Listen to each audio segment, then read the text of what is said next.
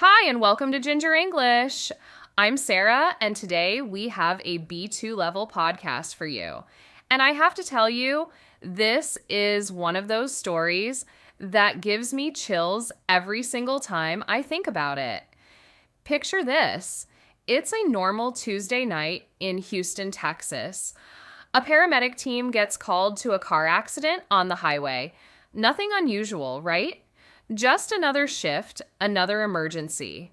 But what happens next changes two people's lives forever. The paramedic's name is Sarah Jenkins. She's 34 years old and she's been working in emergency medicine for almost 10 years. She's seen it all: car crashes, heart attacks, everything. So when she arrives at the scene that night, she does what she always does. She stays calm, she checks the patient, she focuses on saving a life. But then something strange happens. She looks at the injured man's face, and her whole body freezes. For a second, she can't move. She can't speak. Because staring back at her is a face that looks exactly like her own. Now, you might be thinking, okay, maybe he just looks similar. But Sarah knew right away that this wasn't just similar. This was something deeper. Something she couldn't explain, but she felt it in her bones. Here's the thing you need to know about Sarah. She grew up in the foster care system. She was adopted at the age of 4, and she always knew, somewhere in the back of her mind, that she had a twin brother. Her adoptive parents told her the truth when she turned 18. They said the agency separated twins back in the 90s because it was easier to place children individually. 2 babies, 2 different families, 2 completely different lives. For 30 years, Sarah wondered about her brother. Was he alive? Did he have a good life? Did he ever think about her? She searched online a few times, but she never found anything solid. Eventually, she stopped looking. Life got busy. She became a nurse. She built a career, and the search for her twin became a quiet ache in the back of her mind, something she carried but rarely spoke about. And now, on this ordinary Tuesday night, that ache was staring right back at her from a hospital gurney. She didn't say anything at first. She couldn't. Her training kicked in, and she treated him like any other patient, but her hands were shaking. Her heart was pounding so hard, she thought everyone around her could hear it. When they got him to the hospital, Sarah asked a colleague to take over his case. She needed a moment. She stepped into the hallway, leaned against the wall, and just tried to breathe. Was this really happening? Could this actually be her brother? After 30 years of silence, showing up like this, in the back of an ambulance, in the middle of an ordinary shift? She didn't know yet. But something in her told her that her life was about to change. And she was right. Stick around, because in the next part, we're going to find out exactly what happened when Sarah decided to ask him one simple question. A question that would confirm everything. Okay, so let's get back into it. Sarah is standing in that hospital hallway, trying to process what just happened. And after a few minutes, she does something brave. She walks back into the room. The man's name, according to his ID, is Daniel Cross. He's 34, same as Sarah. He's got a broken arm and a few cuts from the accident, but nothing life-threatening. He's awake, a little groggy from the pain medication, but he's alert enough to talk. Sarah introduces herself as one of the paramedics who brought him in. She tries to sound professional, calm, like this is just a routine follow-up. But inside, she's a mess of nerves. Then she asks him the question that's been burning inside her. This might sound strange, she says, but were you ever in foster care? Were you adopted? Daniel looks at her, confused at first. Then something shifts in his expression. Yeah, actually, he says slowly, I was adopted when I was 4. Why do you ask? And that's when Sarah tells him. She tells him about her own childhood, about growing up without any memory of her biological family, about the story her adoptive parents told her about a twin brother who was separated from her at birth. Daniel goes quiet, really quiet. And then he says something that gives Sarah chills. "I always felt like something was missing," he tells her. "My whole life, I felt like there was a piece of me somewhere out there. I never told anyone that. It sounded crazy." Now, here's some background you need to know. Daniel grew up in Dallas, just a few hours from Houston. He was raised by a loving family, but they were always honest with him about being adopted. They just didn't have many details. The adoption agency records from that era were often incomplete or sealed, especially for children who were separated from siblings. Daniel became an electrician after high school. He got married 5 years ago, and he and his wife have a 2-year-old daughter. His life was full, happy even, but that quiet feeling of something missing never fully went away. Sarah, meanwhile, never married. She poured herself into her career, into helping other people, maybe as a way of filling that empty space she felt inside.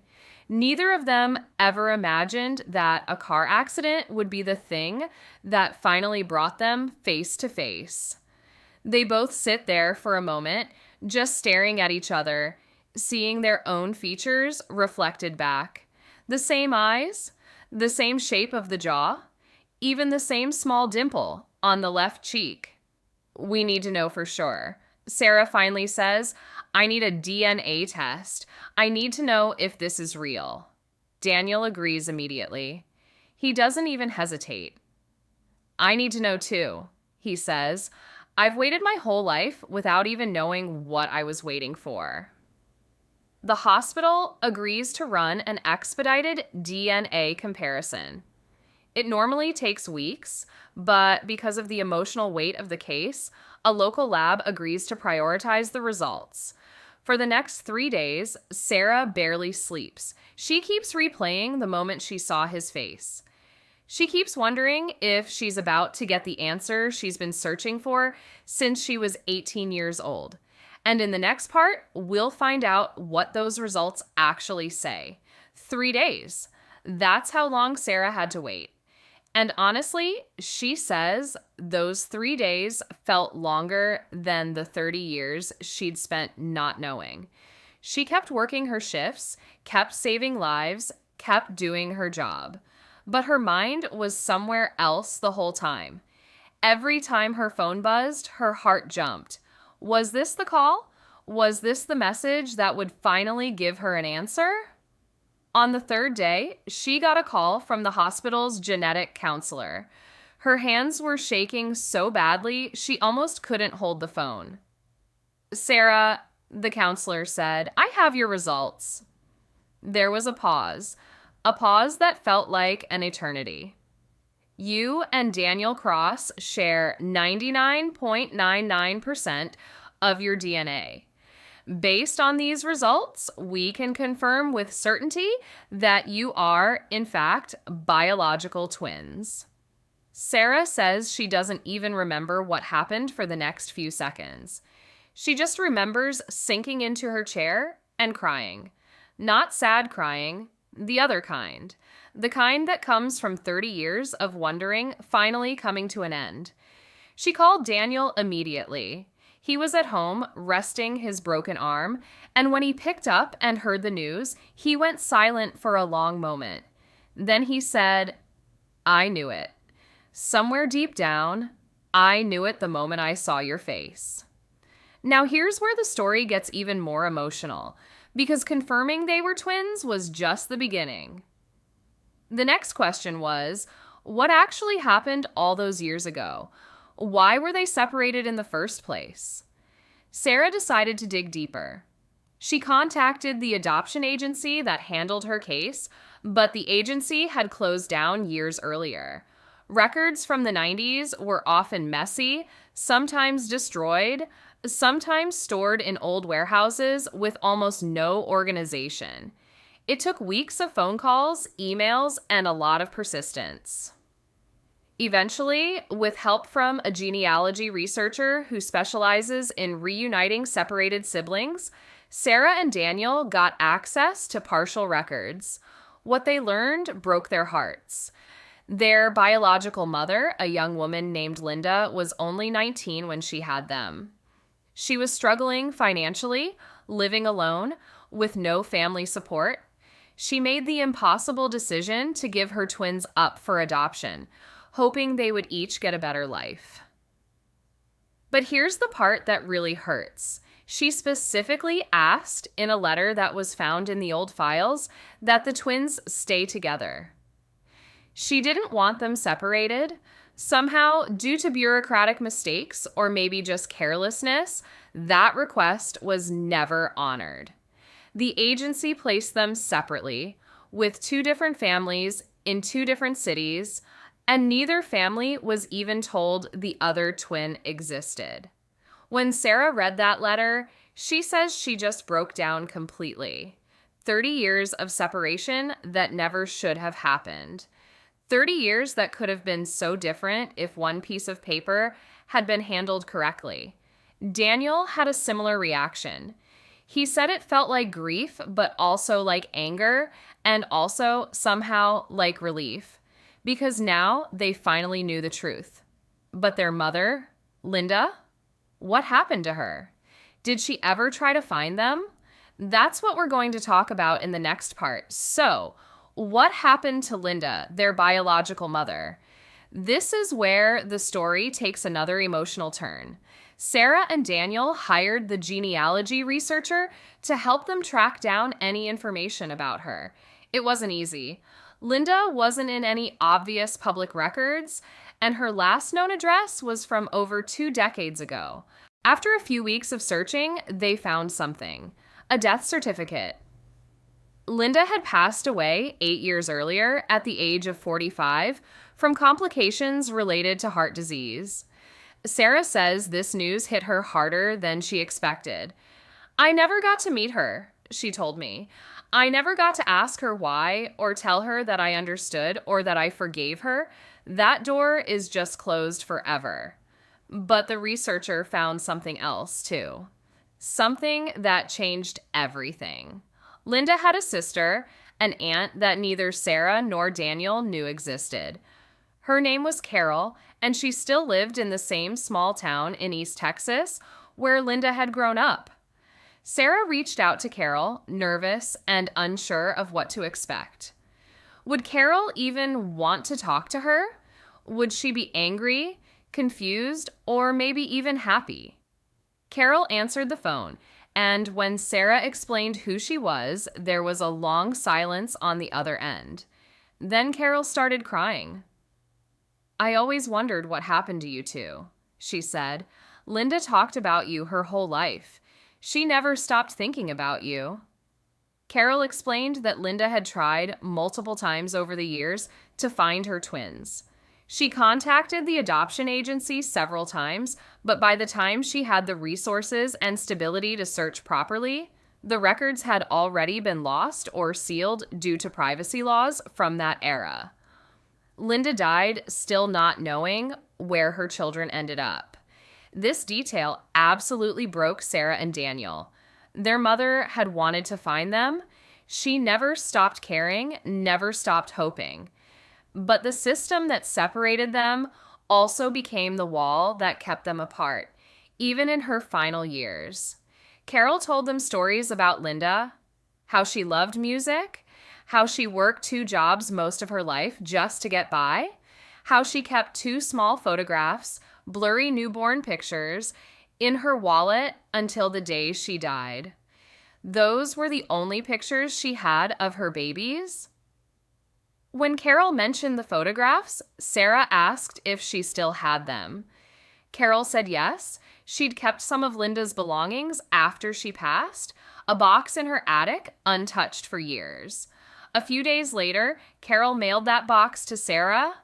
Inside were letters Linda had written but never sent, old photographs, and yes, those 2 tiny newborn pictures she carried everywhere.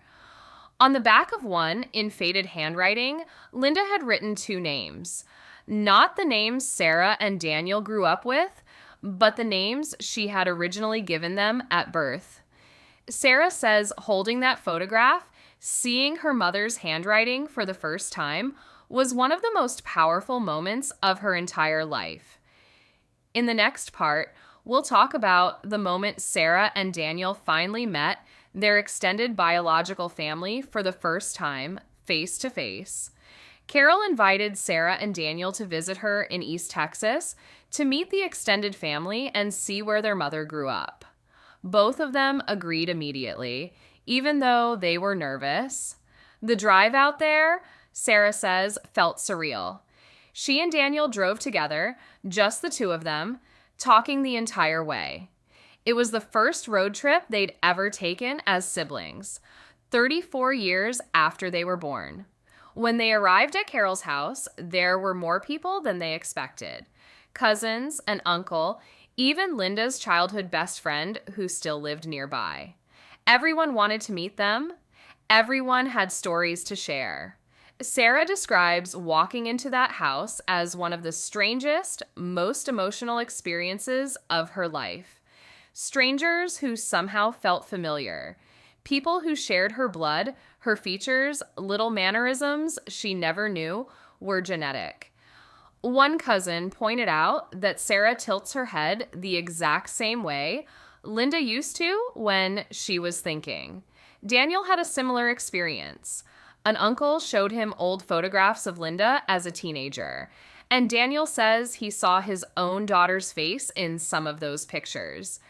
The resemblance across 3 generations was almost eerie. They spent the whole weekend there, going through boxes of memories, hearing story after story about Linda.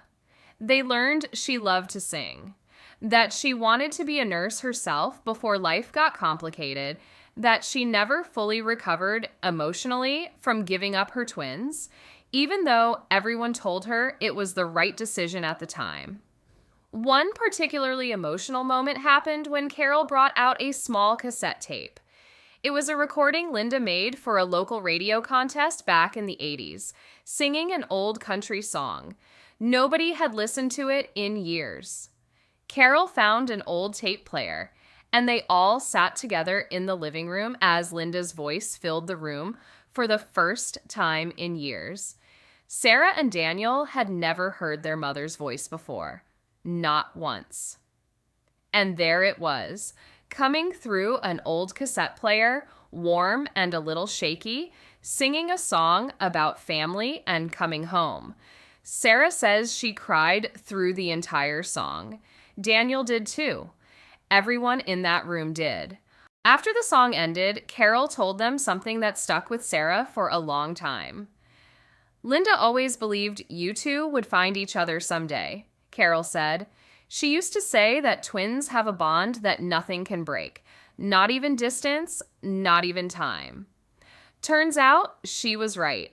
By the end of the weekend, Sarah and Daniel didn't just gain a family. They gained a whole history, a whole context for who they were and where they came from. Pieces of themselves they never knew were missing suddenly made sense. But their story wasn't over yet, because now they had to figure out what their relationship would actually look like moving forward. 2 adults with 2 separate lives, families, and careers, suddenly discovering they had a twin.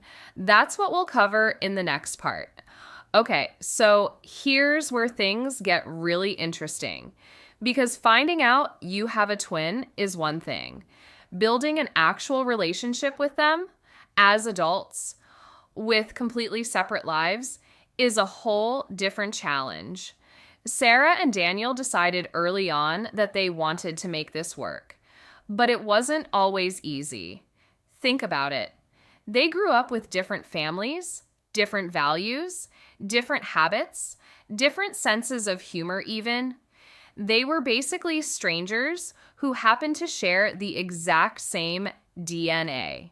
The first few months were a mix of excitement and awkwardness. They texted constantly. They called each other almost every day. but they also had to learn basic things about each other that most siblings learn growing up together. What's your favorite food? What music do you like? What's your personality like when you're stressed? Daniel's wife, Melissa, played a huge role during this time. She welcomed Sarah into their family without hesitation. Sarah says Melissa treated her like a sister from the very first meeting, which honestly helped ease a lot of the awkwardness. Their 2-year-old daughter, little Emma, took an instant liking to Sarah too. Daniel says watching his daughter interact with her biological aunt, someone who looks so much like her father, was one of the sweetest things he's ever witnessed. But there were harder moments too. Sarah admits she struggled with jealousy at times, not toward Daniel exactly, but toward the life he got to have. A stable family growing up, 2 parents who stayed together, a childhood full of memories he could actually talk about with relatives. Sarah's adoptive parents were loving, but her childhood was different, less rooted in some ways. Daniel, on the other hand, dealt with guilt. He felt guilty that his life turned out relatively easy compared to what he imagined Sarah might have gone through. He kept asking himself why things worked out the way they did, why the universe split their paths so differently when they started as one. They talked about these feelings openly, sometimes through tears, sometimes through long conversations that lasted late into the night. And slowly, month by month, their relationship started to feel less like 2 strangers getting to know each other and more like actual siblings. They started doing normal sibling things. Sunday dinners together, Daniel teaching Sarah how to fix small things around her house since he's an electrician. Sarah checking in on Emma when Daniel and Melissa needed a night out. Little things that build a real relationship over time. About 6 months after the accident that brought them together, Daniel's arm had fully healed, and they decided to do something symbolic.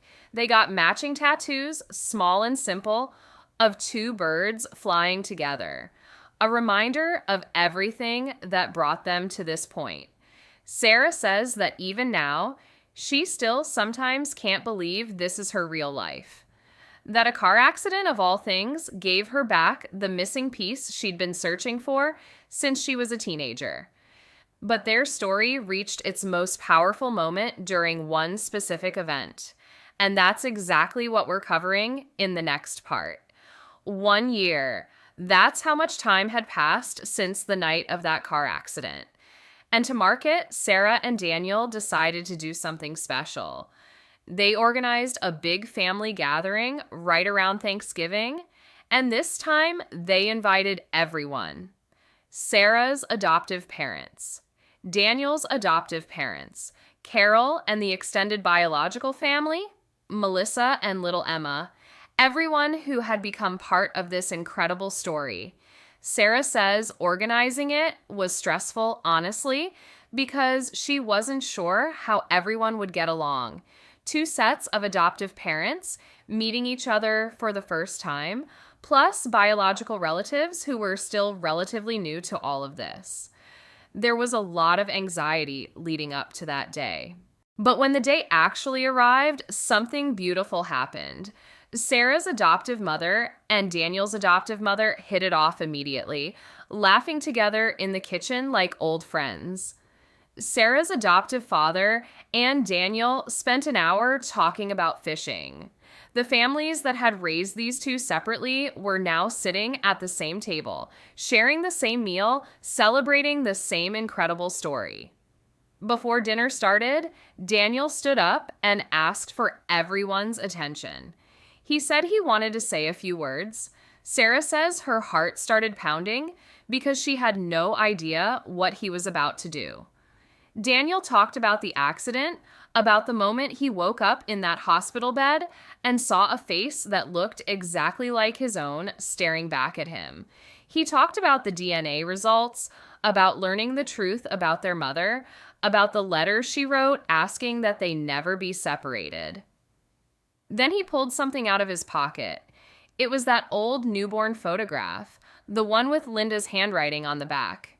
He had gotten it framed along with a small handwritten note of his own. "For 34 years, Daniel said, his voice shaking, I felt like something was missing and I didn't even know what it was. Then one accident, one moment, gave me back my sister. Our mother wanted us together. It just took the universe a little longer than expected to make that happen." He walked over and handed Sarah the framed photograph. The whole room was crying at this point, honestly, myself included when I first heard this story. Sarah stood up and hugged him, and then something happened that nobody expected. Carol brought out that same old cassette player, the one with Linda's recorded song. She pressed play right there at the dinner table, and Linda's voice filled the room one more time. Everyone stood, holding hands around the table, listening to a woman who never got the chance to see this moment, but whose love, in some strange and beautiful way, was the reason it all happened. Sarah says that Thanksgiving is the moment she finally felt complete. Not just reunited with her twin, but surrounded by every piece of family history that had ever touched her life. Biological and adoptive, past and present, all in one room. It was, in her words, the best day of her entire life. And that, my friends, is the story of Sarah and Daniel. Two twins, separated as babies, reunited by pure chance on the side of a highway in Houston, Texas. Today, Sarah and Daniel talk almost every day. They spend holidays together. Emma calls Sarah Aunt Sarah now, and Sarah says being an aunt is one of the greatest joys of her life. Something she never expected to have until that one Tuesday night changed everything. Sarah still works as a paramedic. She says every single shift she thinks about how strange life can be, how the very job that trained her to stay calm in emergencies is the same job that brought her long-lost brother right back into her arms. She calls it the accident that wasn't really an accident at all, like it was somehow meant to happen. Daniel says the whole experience changed how he sees the world. He used to feel like something was missing his whole life, and he never understood what it was. Now he knows. And more than that, he's grateful every single day for the family he already had and the family he unexpectedly gained. They've also started something meaningful together. Using their story, they've connected with an organization that helps reunite separated siblings from the foster care and adoption systems, especially cases from decades ago where records were poorly kept. They've shared their story publicly a few times, hoping it might inspire other separated siblings to keep searching, to never give up hope. Sarah told me something that really stuck with me. She said, "For 30 years, I thought I was missing a piece of myself that I would never find. Turns out he was out there this whole time, living his life just a few hours away. Sometimes the universe takes its time, but it doesn't forget." I don't know about you, but stories like this remind me why I love making this podcast. Real human connection, real resilience, and proof that even after decades of separation, family can find its way back together. If this story moved you the way it moved me, do me a favor. Hit that subscribe button because we bring you incredible, real stories like this every single week. And if you enjoyed today's episode, give it a like. It genuinely helps this channel grow and helps us keep bringing you these kinds of stories. Also, drop a comment below. I'd love to know what part of Sarah and Daniel's story hit you the hardest. Was it the DNA results, the cassette tape, that Thanksgiving speech? Let me know. And hey, if you know someone who loves stories about family, resilience, and unexpected connections, share this episode with them. You never know who might need to hear a story like this today. Thank you so much for listening to Ginger English. I'm Sarah, and I'll see you in the next episode. Take care of yourselves, and remember, sometimes the family you're searching for is closer than you think.